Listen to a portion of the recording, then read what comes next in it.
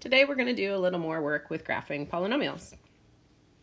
So first of all here, it says match the equation with the graph and give reasons. So as you can see here, I have three different equations.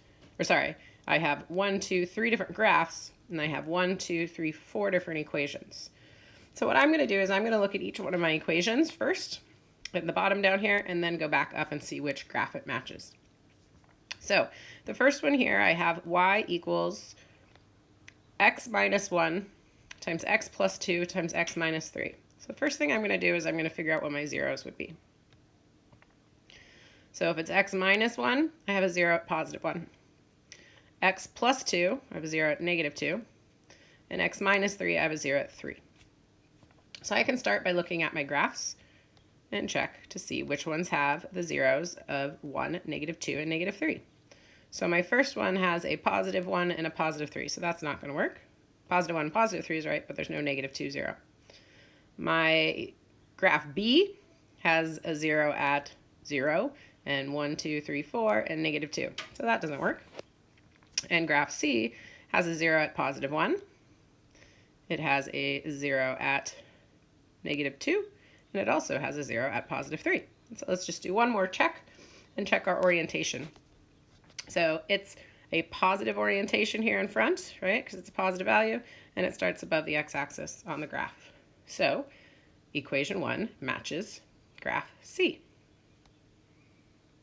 Okay, and then I have to state my reasons. So C matches 1 because it has zeros at negative 2, 1, and 3, just like we said, and it has a positive orientation. Now let's move on to equation number 2. So equation number 2, we can see, has zeros at x plus 3, so it's going to be negative 3, and x minus 1, so positive 1. So let's look through our graphs. So we only have the top two to look at. So we need zeros at negative 3 and positive 1. Negative 3 and positive 1. Nope. A is at positive 1 and positive 3. And negative 3 and positive 1 for B. Nope. It's at negative 2, 0, and 5. So that, 4. So that equation does not match any of my graphs. So let's move on to our next one. Equation number 3 is y is equal to x times x minus 4 times x plus 2. So if we have an x, we have a 0 at 0. If we have an x minus 4, we have a 0 at positive 4. And if we have x plus 2, we have a 0 at negative 2. So 0, 4, and negative 2. Graph A, nope, we still are at positive 1 and positive 3. Graph B, I've got 1 at 0, I've got 1 at 4, and I've got 1 at negative 2. So let's just double check our orientation. For this graph, we can see at the beginning of the graph, it's a positive value. We notice it starts up on the right. So for those reasons we just stated, graph B matches equation 3 because it has zeros at negative 2, 0, and 4, and it has a positive orientation.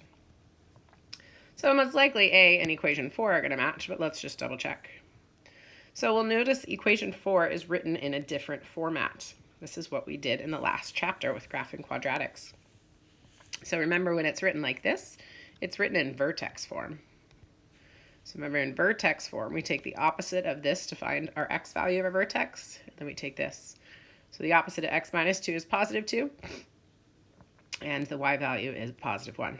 So we need to have a vertex at 2, 1, and our orientation here at the beginning, it's negative, so it should be going upside down. So let's check and see if that works. So we've got a vertex here at 1, 2, 1, and it's going upside down. So there we go. Graph A matches equation 4 because it has a vertex of 2, 1 and a negative orientation. Okay, now you'll also have to be doing today writing an equation for the given graph using the x-intercepts and a point. So before we were given equations in graphing, now we have to write one based on what we see. So the first thing we want to do is we want to find our zeros. So we've got a 0 at negative 2. So if a 0 is at negative 2 in factored form, it has to be written as x plus 2. The order that you write this doesn't matter. we have another 0 at 0. So if we have a 0 at 0, we have to have an x. And our other 0 here is at 1, 2, 3. So if it's at positive 3, we write it as x minus 3. Now we go through and check if these are all degree of 1. So our pink one goes straight through the graph, so it's a degree of 1. Our orange one goes straight through the graph, degree of 1. Notice here, our x minus 3, it's not going straight through. If it was going straight through, it would keep going up. But instead, it's going back down. So notice that's a parabola. So that's why we need to make that x minus 3 squared. So the first thing we do is, again, write it in factored form. Now, we want to use a point that is on here other than the zeros in order to find our a value, or our leading coefficient. So in order to do this, we can see this point over here.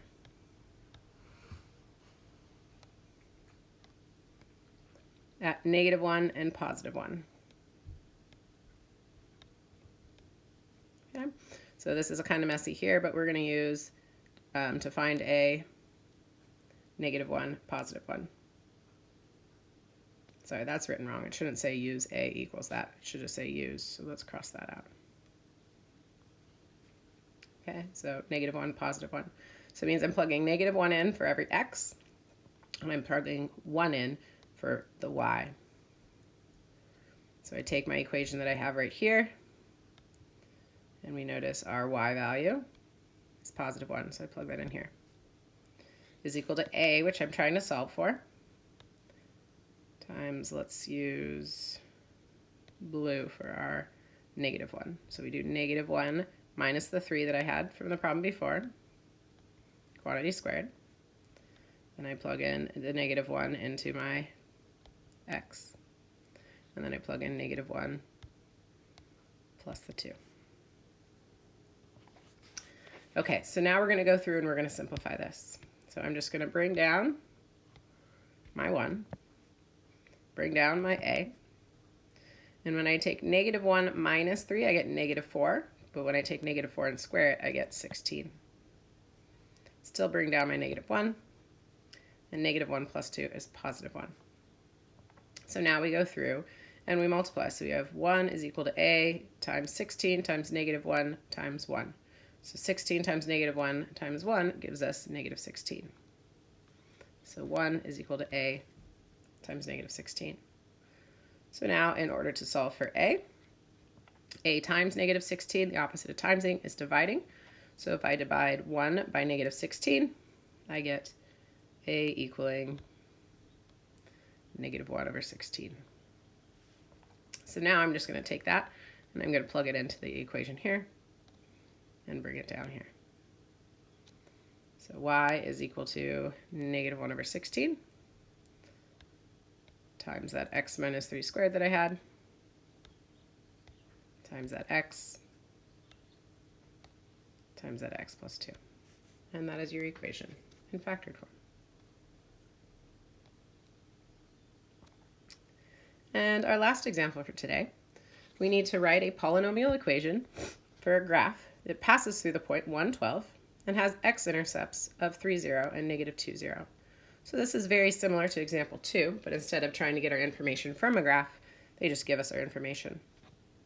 So factored form first, if it has an x-intercept of 3, 0, we write it as a factor x minus 3. And if we have another x-intercept of -2, 0, we write it as x plus 2. Now our job is again to be able to find our a. How we're going to do that? We're going to use the point they gave us. They gave us 1 as our x value and 12 is our y value. So I'm going to plug in 12 for y, and I'm going to plug in 1 for every x in order to solve for my a. So if we go through and simplify this down, the 12 I'm just going to pull down as 12 is equal to a. So 1 minus 3 gives us -2, and 1 plus 2 gives us +3. So again, bring down my 12 is equal to a times -2 times 3 is -6. So in order to solve for a, I divide both sides by negative 6. So 12 divided by negative 6 leaves me with an a value of negative 2. So now I just go back to the equation that I had right here, and I write it out again, making sure that my a is negative 2.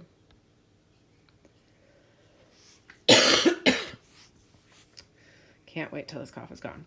So y is equal to negative 2 times that x minus 3 times that x plus 2.